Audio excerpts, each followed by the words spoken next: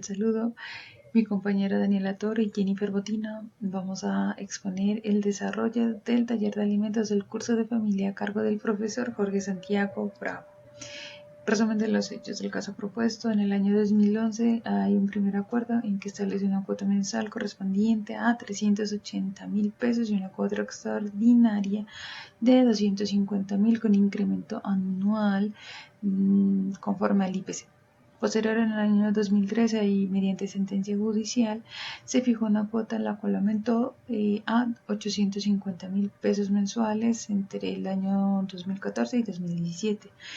Posteriormente, en el diciembre del 2017 se celebró un nuevo acuerdo conciliatorio que redujo la cuota mensual a 520.000 pesos debido a un cambio en la capacidad económica del alimentante o del padre para este caso. Objetivo del taller: aplicar los conceptos de derechos de familia con base al artículo 129 de la Ley 1098 del 2006, Código de la Infancia y de la Adolescencia, que regula cómo debe procederse ante el deber de los padres o quien tenga la obligación de suministrar alimentos a los niños, niñas y adolescentes. Posteriormente, continuamos con el desarrollo de la primera pregunta, que corresponde a: frente al incumplimiento del padre, explique brevemente cuál es la acción que se debe adelantar y justifíquela. La acción que se debe adelantar para este caso es la demanda ejecutiva de alimentos por incumplimiento, ¿no? Si es necesario, acompañarle de una denuncia penal por inasistencia alimentaria. Esta acción civil de demanda ejecutiva de alimentos, como existe un título que fije la cuota, en este caso hay una sentencia y dos acuerdos, la madre o representante legal del menor puede presentar una demanda ejecutiva de alimentos ante el juez de familia y se basa en el artículo 129, que permite imponer medidas de embargo, secuestro, prohibición de salidas del país y reporte a centrales de riesgos para garantizar el pago de esta cuota alimentaria. Además, el interés superior del menor, que exige que se garantice sus derechos a la alimentación conforme a la Constitución Política de Colombia. Posteriormente, continuamos con la segunda pregunta, que corresponde a: atendiendo a la relación de pagos, actualiza la obligación alimentaria hasta la fecha en consideración del artículo 129 de la Ley 1098 del 2006. Lo que se va a hacer es discriminar la cuota del año por año hasta llegar al 2025, para lo cual hemos realizado un Excel donde vamos a detallar tanto los acuerdos como también el total de las cuotas. Según el artículo 129 de la presente ley, hemos desarrollado este cuadro. Tenemos entonces especificados aquí los diferentes acuerdos. El primer acuerdo es para el febrero de 2011, donde tenemos una cuota de alimentos y pactada también una cuota extraordinaria. La cuota de alimentos está por 380.000 pesos y especifica que el porcentaje de incremento será guiado por el IPC. Adicionalmente, tenemos una cuota extraordinaria que está detallada por 250.000 pesos y dentro de los documentos presentados para este taller lo tenemos con el incremento del salario mínimo legal vigente. Hay un acuerdo número 2, pues ya establecido en una sentencia, donde la cuota de alimentos será por 850.000 pesos.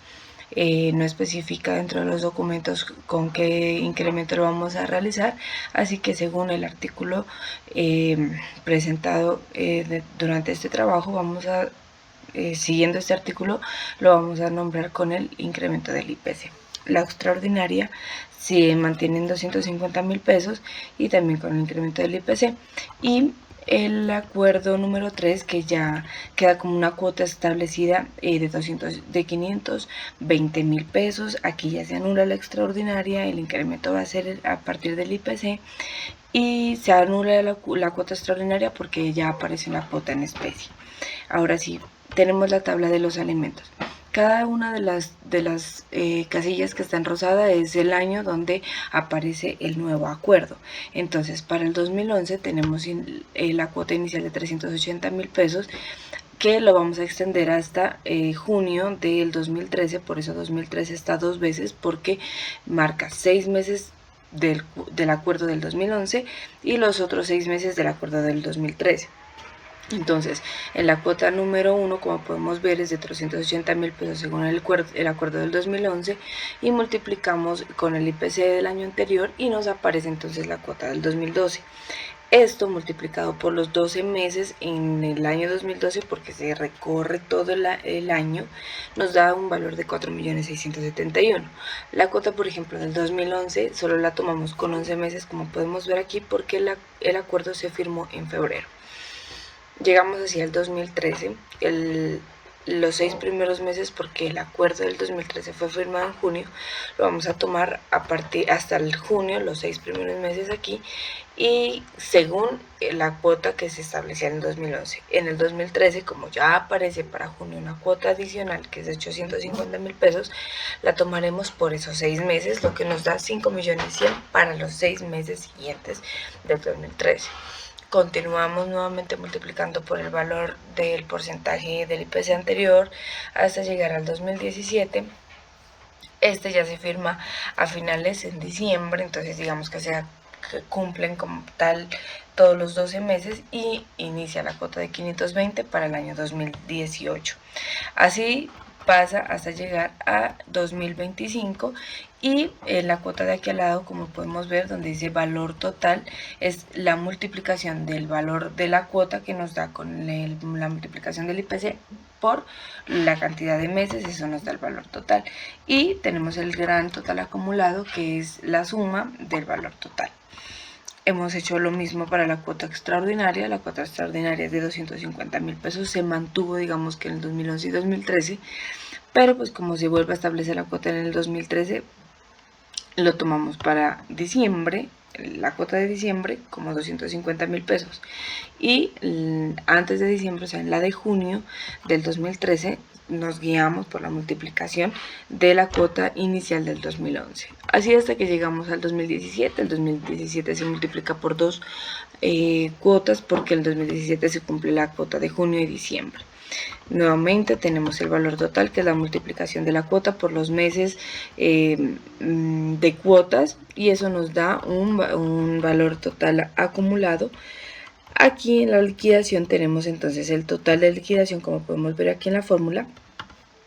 Es la suma del acumulado de alimentos y el acumulado extraordinario, lo que nos da 127.635.519, y dentro de los documentos entregados por el docente Santiago tenemos nosotros unos abonos realizados por el alimentante de 6.925.000 pesos. Tenemos que hacer la diferencia entre el total y los abonos, y nos da a favor del joven Oscar Damián Otalora Cristancho el valor de 120.710.519. Entonces hemos aquí colocado el pantallazo del cuadro de Excel. Sin embargo, adicionalmente a la plataforma hemos subido el archivo como tal completo, tanto el Word, donde especificamos el desarrollo del taller, el Excel, la tabla de Excel, para poder verificar las fórmulas y poder que se puedan verificar también cómo se realizó el taller y cómo se desarrolló el total de la liquidación. Y podemos también seguir observando cuáles fueron los abonos realizados pues dentro de los diferentes acuerdos. Posteriormente, una vez ya con el cálculo obtenido, se establece que para el año 2025 se actualiza la cuota de alimentos y queda en 792.492. Esto es lo que debe pagar el obligado actualmente y sirve como base para calcular deudas acumuladas en caso de incumplimiento. Es importante recalcar que en el documento no evidencia información que indique que el padre haya incumplido con el pago de la obligación alimentaria o con la cuota extraordinaria. Posteriormente, continuamos con la pregunta 3.